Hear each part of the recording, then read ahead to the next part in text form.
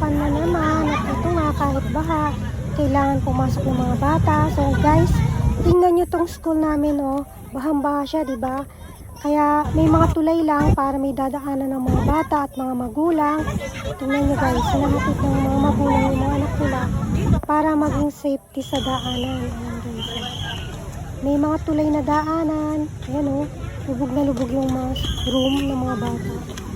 Pero meron kasing mataas na room na pwedeng doon magklase yung mga bata. Kaya ayan guys, tingnan nyo yung tulay. Ito yung daanan para makarating sa bawat kwarto ng mga bata. Ayan siya guys. Puro tubig ang dadaanan.